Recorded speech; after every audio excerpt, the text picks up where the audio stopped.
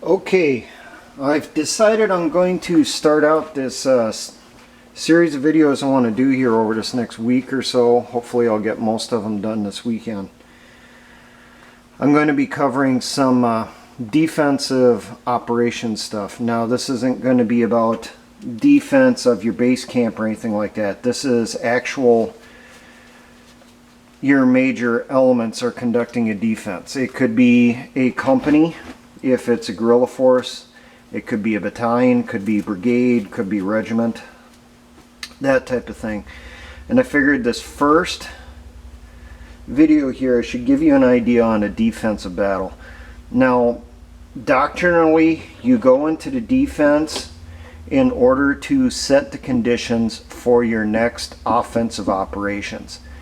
You typically do it because you have to. You're trying to consolidate, bring up reinforcements, bring up additional equipment, additional supplies. It could be because the enemy outnumbers you and is clearly getting ready for a major offensive operation. You don't have enough forces to attack him first, so you maximize what you have by digging in. You're trying to attrit the enemy, you're trying to bring down his force levels. That'll make it easier for you to get back on the offensive. Now what I have roughly here is brigade versus brigade, or brigade versus regiment. Our blue force side here, our friendly forces, we have 2 battalions of mechanized infantry, 1 armor battalion. So we're going off an older brigade combat team, early in the war on terrorism to late in the Cold War. Additional elements that will be assisting this: you will have an engineer battalion which will be mechanized. There will be a mechanized self-propelled howitzer battalion or artillery battalion. There will be air defense elements, which will typically be about 1 battery for this time period. You'll also have a support battalion, a forward support battalion, which will be bringing up the ammunition and supplies that are needed. Now we have 3 sectors laid out in our defense. Each sector is assigned to 1 battalion task force. There will be some cross-leveling or attachments made through the force. So each mechanized infantry battalion will receive some armor elements. It could be a platoon or 2, or it could be an entire company. Because of this particular operation, we're putting them in the main sector here. So any cross attachments that are going to be done right now will probably be as platoons. We're not going to transfer an entire company because we need the majority of the tanks in there. They're our linchpin for our defense. They're our anvil. So what armor we send out will be sent over to the mechanized infantry battalions, and they will employ it in these zones here, from the edge, the northern edge of the armor battalion zone here to basically the base of this ridge line, from the southern edge of the armor battalion zone here to roughly the northern edge of this ridge line. The mechanized infantry platoons that are exchanged for the armor will be spread out inside the zone here to provide that additional support for taking on infantry fighting vehicles and any dismounting infantry that try making their way through because they lost their vehicles in the fires that are happening up in here. Now I am going to toss in Op 4 doctrine in this. In Op 4 doctrine, you can dismount your infantry from the infantry fighting vehicles so that you essentially create 2 forces. You can have your infantry fighting vehicles dug in positions down here, maybe on the edge of the ridgeline if the terrain allows it. and then your dismounted infantry occupying positions on the ridges itself. The battalion's mortars that would be with the infantry battalions would be located behind the ridge lines to give them a little bit of cover. They will provide support for the infantry that are dug in, dropping their rounds here in front of the concertina wire obstacles, and on the front, the eastern edges of the ridges. The majority of the artillery battalion's fires will be dedicated to the armor battalion for out in this area here.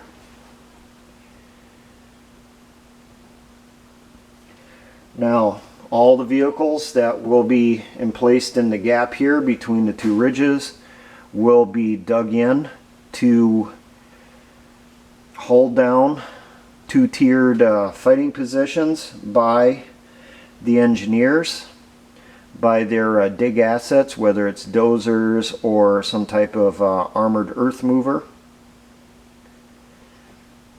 The infantry will be responsible for digging themselves in on the ridges, but as assets become available, say something like emplacement excavators, they will come in to assist with digging trench lines to connect the different infantry positions. The infantry will be responsible for putting in their own bunkers. They will be responsible for putting in their own protective mines in front of those positions, which would be primarily claymores. Now, the engineer battalions will be divided up.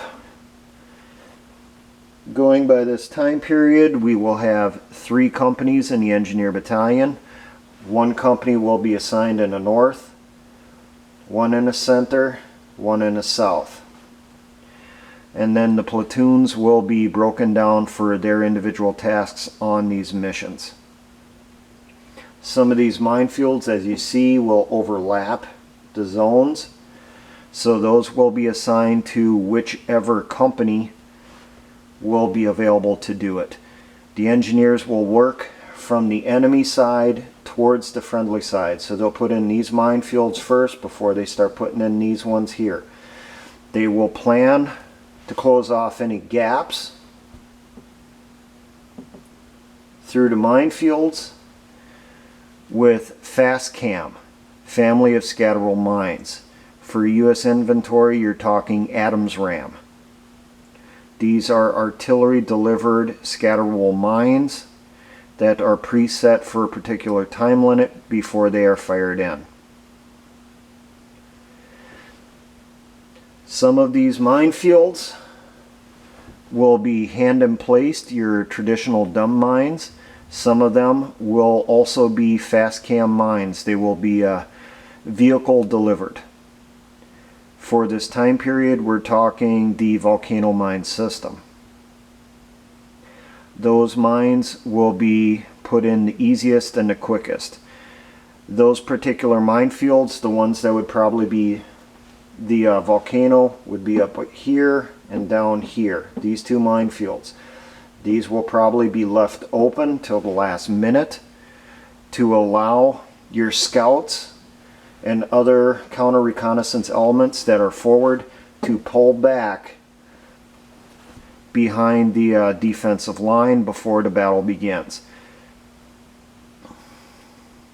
As soon as those last scouts have come in, the engineers will come out from their hide positions, and the mine layers will drop those mines in on those minefields, and then they will bug out to link up with the rest of the battalion. Now, to toss in a Op 4 doctrine stuff, there is essentially 3 zones that are part of this battle. Our forwardmost zone, which will be past artillery range, is the disruption zone.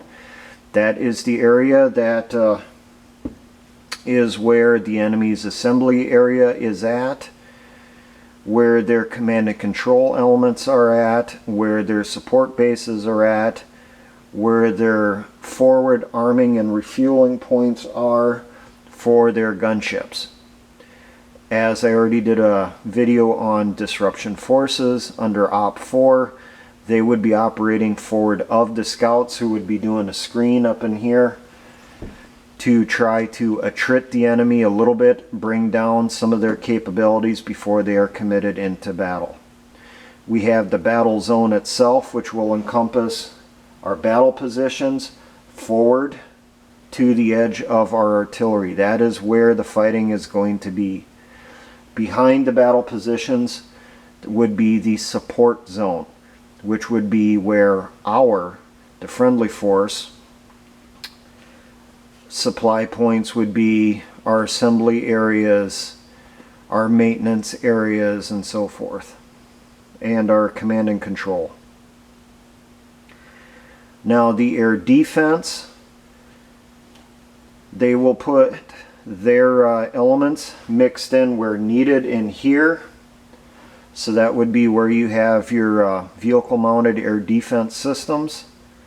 Examples would be Avengers and Bradley linebackers for this example.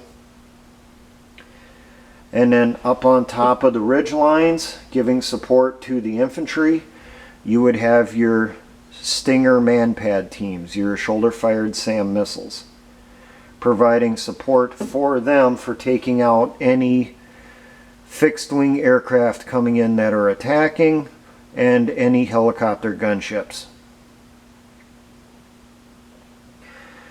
Now, the Field Artillery Battalion will push forward a counter battery radar or two, depending on how many they have operational.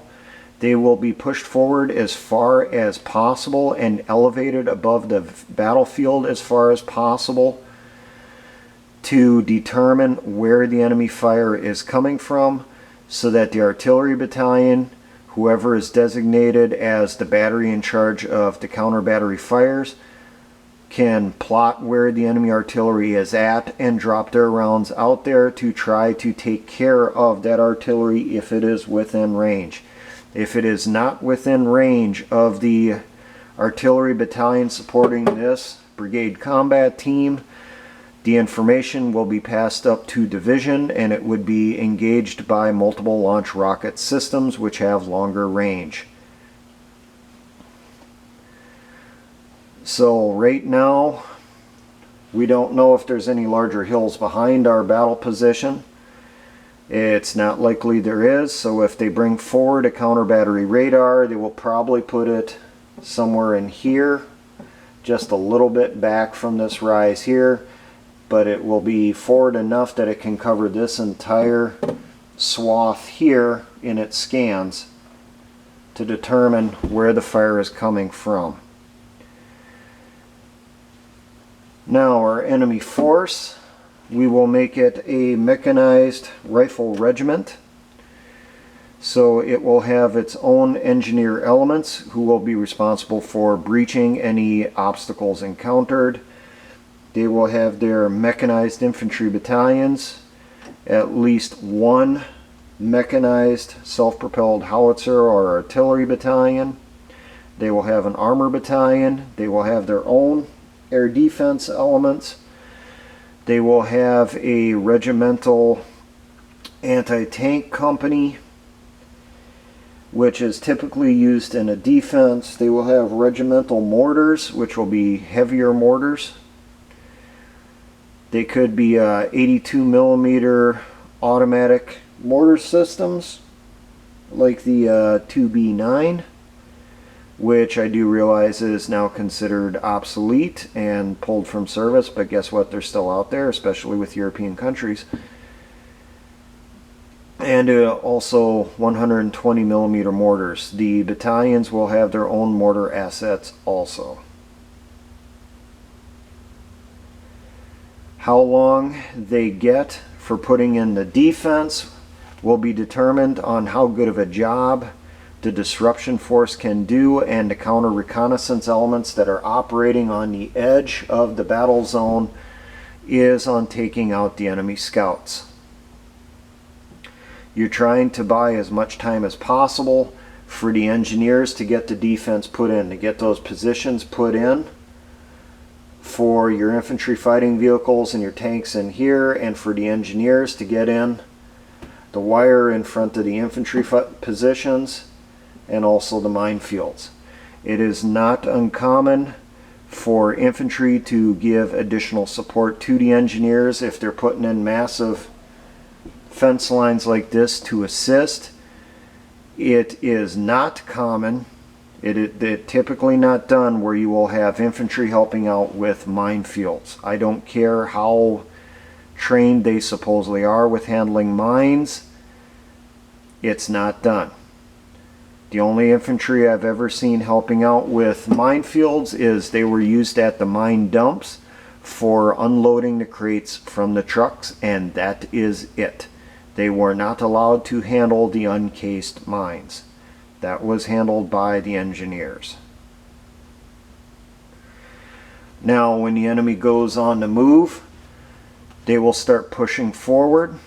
Our disruption force will pull back if they have not already, and if they're still alive they could have been eliminated, or they could pull to the north, to the south, to allow the enemy through, and then they will let the main force, the forward edge of the rifle regiment, get past them, and then they will try attacking the supply and support elements as they're pushing forward. Our scouts who are up forward will engage as they can, giving warning to everyone back here to get into position. On orders, they will pull back through lanes here, through lanes here. Once the scouts are accounted for, our fast cam minefields are driven into place and put in. Our counter battery radar is scanning the area, trying to locate where the enemy artillery is at. If we have any type of drone support, they will be scanning around ahead of us to try to locate those critical weapon systems, such as the enemy's air defense systems and also their artillery. They are also trying to locate the engineers. If they can take out the engineers, their abilities of breaching the minefields, breaching the wire, is going to be seriously degraded. They're not going to be as worried about the tanks and the infantry fighting vehicles from the enemy force, because those essentially are a dime a dozen. They are trying to locate the things that are out of the ordinary, and that is what they take out first. When they get within range of the artillery will start dropping in on the concentrations, trying to break up the forward edge of the assault. Once they get within range of the infantry fighting vehicles and the armor down here, they will open up to try to cause the enemy to dismount. The reason you do that is the infantry will dismount from their infantry fighting vehicles to lessen the chances of losing the entire squad should the vehicle get hit. So you're trying to get them to dismount as far forward as possible to wear them out, and also allow you more time to pour fires in on top of them. When they get up here, they start hitting the lead edge of the minefields. They will continue trying to suppress the defense in here especially, and then they will bring forward their engineer elements to start pushing through the minefields. The first thing you go for is always mechanical means, such as a mine plow, a mine roller, or a mine clearing line charge, or some other type of breaching vehicle that the enemy may have. If you see those on the battlefield getting called forward, anyone that sees them in here should have been told to target it immediately and destroy it.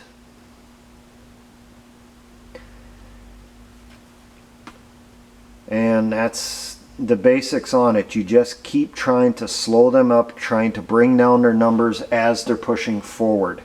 Now, there will be a reserve force, which I did not mention. The reserve force will be a little bit farther back. It could be one company, it could be two companies. It will be elements drawn from these 3 battalions It will be essentially like a platoon from this company, platoon from that company, put together under a captain, typically. And they will be located either here or behind this ridge down here or farther back.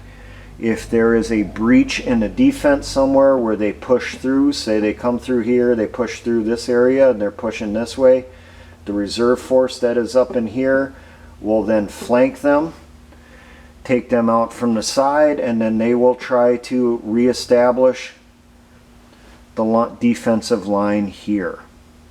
Same if it happens down here, they push through this way, the reserve force will come up, flank them, and then try to fill that gap in there. You're trying to hold them off as long as possible. Ideally, you're trying to attrit them to the point where they give up and they pull back. Now, depending on the country, you could have to deal with chemical weapons. If that is the case, you would see deployed here in the center your non-persistent chemical agents. These would be chemical agents that are supposed to disperse within a few hours, maybe a couple days.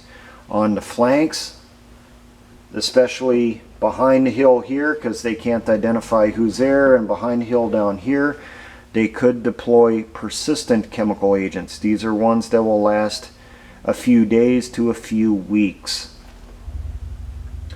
The enemy could also, using their own artillery, drop in fast cam minefields to cut off any advance by a reserve force as they keep trying to hammer their way going through. Any anti-tank aircraft they have coming in, close air support, so we'll say Sukhoi 25s, maybe Sukhoi 35s, any Mi-24 Hind gunships. They will be concentrating their fires in here to try to take these guys out as they're coming forward. And then once the artillery is in range, they're going to start pounding this area with artillery as hard and heavy as they can to take out those vehicles while they are in the fighting positions before they're able to get off a shot. That is the down and dirty 101 level class on a defensive battle. I have a few videos that I want to do, which will be from the OPFOR aspect, OPFOR doctrine.